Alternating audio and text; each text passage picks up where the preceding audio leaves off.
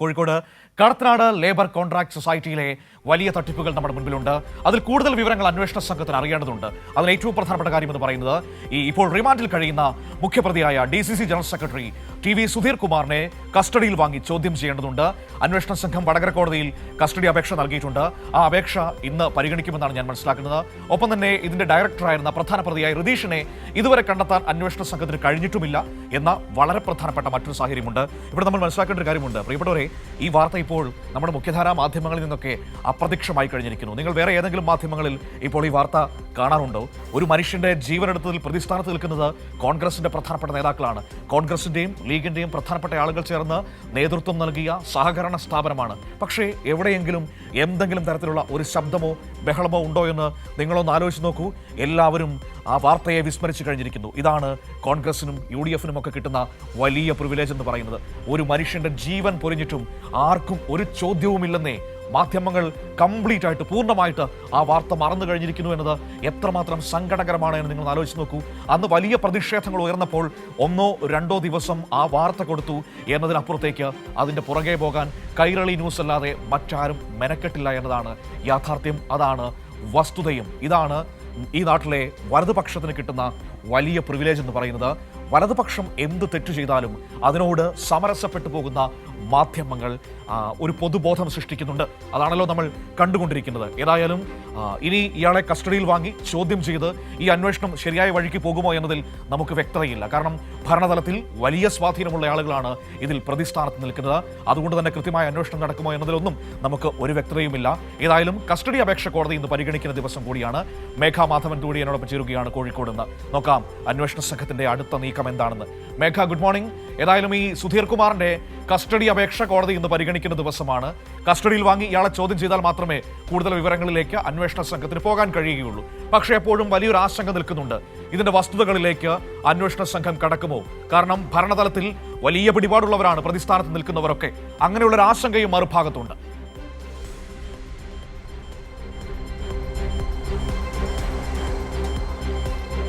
മനു, അത് തന്നെയാണ്. അതായത് ഈ കടത്തനാട് ലേബർ കോൺട്രാക്ട് സൊസൈറ്റിയിൽ 2.16 കോടി രൂപയുടെ ക്രമക്കേട് നടന്നിട്ടുണ്ട് എന്ന് സഹകരണ വകുപ്പ് രജിസ്റ്റർ നടത്തിയ അന്വേഷണത്തിൽ മുൻപ് തന്നെ കണ്ടെത്തിയിരുന്നു. ആ കണ്ടെത്തൽ ഉണ്ടായിട്ടും ഒരു നടപടിയും ഉണ്ടായില്ല. ഇബ്രാഹിം ഹാജിയുടെ ആത്മഹത്യയ്ക്ക് പിന്നാലെയാണ് ഇബ്രാഹിം ഹാജിയുടെ പരാതി പോലും പരിഗണിച്ച് ആ കേസുമായി മുൻപോട്ട് പോയി അതിലെ പ്രതിയായ സുധീർ കുമാറിനെ കസ്റ്റഡിയിലെടുത്ത് ചോദ്യം ചെയ്യുന്ന നിലയിലേക്ക് വന്നത്. പിന്നീട് അറസ്റ്റ് രേഖപ്പെടുത്തി. ഏതായാലും റിമാൻഡിൽ കഴിയുന്ന സുധീർ കുമാറിനെ കസ്റ്റഡിയിൽ വാങ്ങി ചോദ്യം ചെയ്താൽ മാത്രമേ ഈ ക്രമക്കേടുമായി ബന്ധപ്പെട്ടുകൊണ്ടുള്ള കൂടുതൽ വിവരങ്ങൾ ലഭിക്കുകയുള്ളൂ എന്നതാണ് അന്വേഷണ സംഘം കരുതുന്നത്. പക്ഷേ ഈ പണം, അതായത് കഴിഞ്ഞ ദിവസം തന്നെ പ്രാഥമികമായി നടത്തിയ ചോദ്യം ചെയ്യലിൽ വലിയ തരത്തിലുള്ള ക്രമക്കേട് നടന്നിട്ടുണ്ട് എന്ന സൂചനകൾ അന്വേഷണ സംഘത്തിന് ലഭിച്ചിരുന്നു. അതുൾപ്പെടെയുള്ള കാര്യങ്ങൾ പരിഗണിച്ചുകൊണ്ടായിരിക്കും ഈ ചോദ്യം ചെയ്യുക, സുധീർ കുമാറിനെ ചോദ്യം ചെയ്യുക എന്നതാണ് മനസ്സിലാക്കുന്നത്.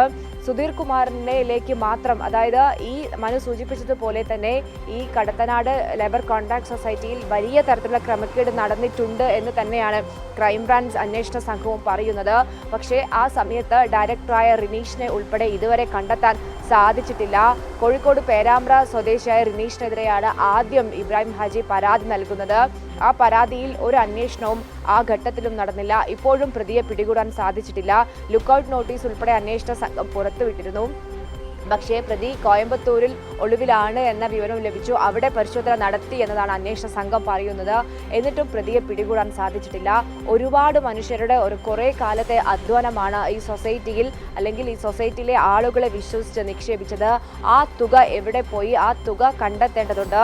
അത്തരത്തിലുള്ള കാര്യങ്ങളിലേക്കൊക്കെ തന്നെയും കടക്കേണ്ടതുണ്ടെങ്കിൽ ഈ പ്രതികളെ കസ്റ്റഡിയിൽ എടുക്കുക, അതിന് പിന്നാലെ വിശദമായി ചോദ്യം ചെയ്യുക എന്നത് പ്രധാനമാണ്. ഏകദേശം 22 ലക്ഷം രൂപയിലധികമാണ് ഇബ്രാഹിം ഹാജിക്ക് നഷ്ടമായത്. ആ മനോവിഷമത്തിലാണ് ഈ DC സെക്രട്ടറി സുധീർ കുമാറിന്റെ വീട്ടിന് മുൻപിൽ വെച്ച് ഇബ്രാഹിം ഹാജി ആത്മഹത്യ ചെയ്യുന്നത്. ആ ആത്മഹത്യയ്ക്ക് പിന്നാലെ നിരവധി പരാതികൾ പല നിക്ഷേപകരിൽ നിന്നായി വന്ന സാഹചര്യം കൂടെയുണ്ട്. ഈ അന്വേഷണ സംഘം പോലും, അതായത് എവിടെ നിന്നാണ് ഇതുമായി ബന്ധപ്പെട്ടുകൊണ്ടുള്ള വിശദാംശങ്ങൾ ലഭിക്കുക എന്ന തരത്തിലേക്ക്, അതായത് കൃത്യമായി പ്രതികളിലേക്ക് എത്താത്ത രീതിയിൽ തന്നെയാണ് അന്വേഷണം പോകുന്നത് എന്നതാണ് ഈ ഘട്ടത്തിൽ മനസ്സിലാകുന്നത്. ഏകദേശം 2 മാസത്തോളമായി ഈ സൊസൈറ്റി നടത്തിയ തട്ടിപ്പ് പുറത്തു വന്നിട്ട്, എന്നിട്ട് പോലും കഴിഞ്ഞ ആഴ്ചയാണ് അതിലെ പ്രധാന പ്രതിയായ സുധീർ കുമാറിനെ പിടികൂടുന്നത്. കോഴിക്കോട് ജില്ലയിൽ വെച്ച് തന്നെയാണ് സുധീർ കുമാറിനെ പിടികൂടുന്നത്. അതായത് 4 പ്രതികൾ ഇനിയും ഈ കേസുമായി ബന്ധപ്പെട്ട് പിടികൂടാനുണ്ട്. അവരിലേക്കൊന്നും തന്നെയും അന്വേഷണ സംഘം എത്താത്തത് എന്താണ് എന്നൊരു ആശങ്കയാണ് പല കോണുകളിൽ നിന്നായി ഉയരുന്നത്. ഈ ഭരണസ്വാധീനം ഉപയോഗിച്ചുകൊണ്ട് തന്നെയാണ് ഈ പ്രതികളെ പിടികൂടാത്തത് എന്ന ആക്ഷേപം പലയിടങ്ങളിലായി ഉയർന്നു കേൾക്കുന്നു.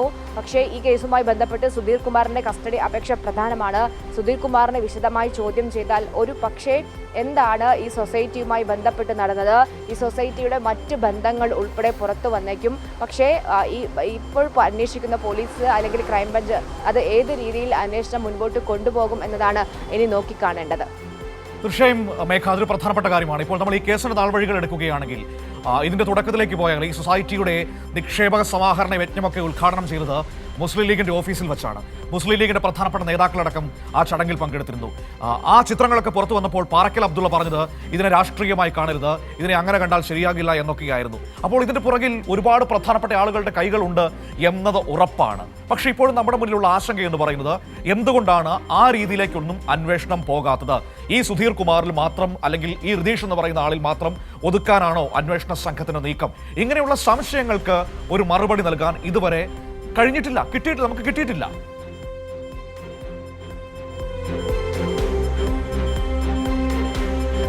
മനു, അത് തന്നെയാണ് ഈ ഇബ്രാഹിം ഹാജിയുടെ ആത്മഹത്യയ്ക്ക് പിന്നാലെ പല നിക്ഷേപകരെ കണ്ട് സംസാരിച്ചപ്പോഴും അവർ പറയുന്നത് ലീഗ് നേതാക്കളെ ഉൾപ്പെടെ, പ്രധാനമായും കുഞ്ഞാലിക്കുട്ടിയുടെ ഉൾപ്പെടെ പേര് പറഞ്ഞുകൊണ്ടാണ് ഈ പണം നിക്ഷേപിക്കണം എന്നാവശ്യപ്പെട്ട് ആളുകൾ തങ്ങൾക്കിടയിലേക്ക് എത്തിയത്. ആ വിശ്വാസം ഉള്ളതുകൊണ്ടാണ് ഇത്തരത്തിൽ പണം നിക്ഷേപിക്കാൻ തീരുമാനിച്ചത് എന്നതാണ്. പലരും പണം നിക്ഷേപിച്ച പല ആളുകളും കോൺഗ്രസ് കുടുംബങ്ങളുമാണ്. അതുകൊണ്ടാണ് പലരും പരാതിയുമായി ആദ്യഘട്ടത്തിൽ രംഗത്തേക്ക് വരാത്ത സാഹചര്യം ഉണ്ടായിരുന്നത്. എന്തുകൊണ്ടാണ്? അതായത് ഈ കടത്തനാട് ലേബർ കോൺട്രാക്ട് സൊസൈറ്റിയുടെ ധനസമാഹരണ യജ്ഞം ഉദ്ഘാടനം ചെയ്യുന്ന ചിത്രങ്ങൾ ലീഗ് നേതാക്കൾ, കോഴിക്കോട് ജില്ലയിലെ അല്ലെങ്കിൽ പ്രധാനപ്പെട്ട ലീഗ് നേതാക്കൾ മുഴുവനായി നിൽക്കുന്ന ചിത്രം ഉൾപ്പെടെ പുറത്തു വന്ന സാഹചര്യമുണ്ട്. അവരിലേക്കൊന്നും ഒരു തരത്തിലും വാർത്ത പോലും എത്താതെ അത് ആ രീതിയിൽ കൈകാര്യം ചെയ്യാൻ കേരളത്തിലെ മാധ്യമങ്ങൾ ശ്രമിക്കുന്ന സാഹചര്യമുണ്ടായി. കൈരളി ന്യൂസാണ് ആ ചിത്രം പുറത്തുവിട്ടത്.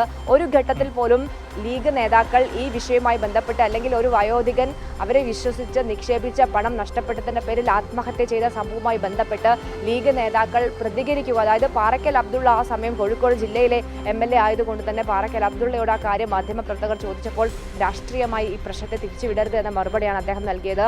മറ്റ് ലീഗ് നേതാക്കൾ, അതായത് ഈ സൊസൈറ്റിയുമായി ബന്ധമുണ്ട് എന്ന് ആളുകൾ കരുതുന്ന ഒരു ലീഗ് നേതാക്കൾ പോലും ഇതുവരെ ഈ സംഭവവുമായി ബന്ധപ്പെട്ട് പ്രതികരിച്ചിട്ടുമില്ല. അതുകൊണ്ട് തന്നെ നമുക്ക് ഏകദേശം മനസ്സിലാക്കാം ഈ അന്വേഷണം ഏത് രീതിയിലാണ് മുൻപോട്ട് പോകുന്നത് എന്ന്. എന്തുകൊണ്ടാണ് ഈ കേസുമായി ബന്ധപ്പെട്ട് മുഖ്യ സൂത്രധാരനെ അല്ലെങ്കിൽ ആ സമയത്തുണ്ടായിരുന്ന ഡയറക്ടറായ റിനീഷിനെ പിടികൂടാൻ സാധിക്കാത്തത് എന്ന ചോദ്യം പല കോണുകളിൽ നിന്നായി ഉയരുന്നു. ഭരണസ്വാധീനം ഉപയോഗിച്ചുകൊണ്ടാണ് ഈ കേസ് ഇല്ലാതാക്കാനുള്ള ശ്രമം നടത്തുന്നത് എന്നൊരു ആക്ഷേപവും പല കോണുകളിൽ നിന്നായി ഉയരുന്ന സാഹചര്യമുണ്ട്. ഏതായാലും സുധീർ കുമാറിനെ കസ്റ്റഡിയിൽ വാങ്ങി ചോദ്യം ചെയ്യുന്നതിലൂടെ കൂടുതൽ കാര്യങ്ങൾ പുറത്തുവരും. പക്ഷേ എത്രത്തോളം അതിൻ്റെ സത്യാവസ്ഥ അല്ലെങ്കിൽ ഈ സൊസൈറ്റിയുടെ പ്രവർത്തനവുമായി ബന്ധപ്പെട്ട സത്യാവസ്ഥകൾ പുറത്തുവരും എന്നതാണ് നോക്കിക്കാണേണ്ടത്. ശരി, ഏതായാലും നമുക്ക് നോക്കാം എന്തെങ്കിലും സത്യം അതിൽ നിന്ന് പുറത്തു വരുമോ എന്ന്. അന്വേഷണ സംഘത്തിന് ഈ സത്യങ്ങളിലേക്ക് പോകാൻ കഴിയുമോ എന്ന് നമുക്ക് കാത്തിരുന്ന് കാണേണ്ട വിഷയം തന്നെയാണ്. ഏതായാലും നിലവിലത്തെ സാഹചര്യം വെച്ചിട്ട് ഇതിൽ പൂർണ്ണമായും വസ്തുതകൾ പുറത്തു വരാനുള്ള സാധ്യതകൾ വളരെ കുറവാണ് എന്ന് തന്നെ വേണം നമ്മൾ മനസ്സിലാക്കാൻ. ആ രീതിക്കാണ് അന്വേഷണം പോയിക്കൊണ്ടിരിക്കുന്നത്.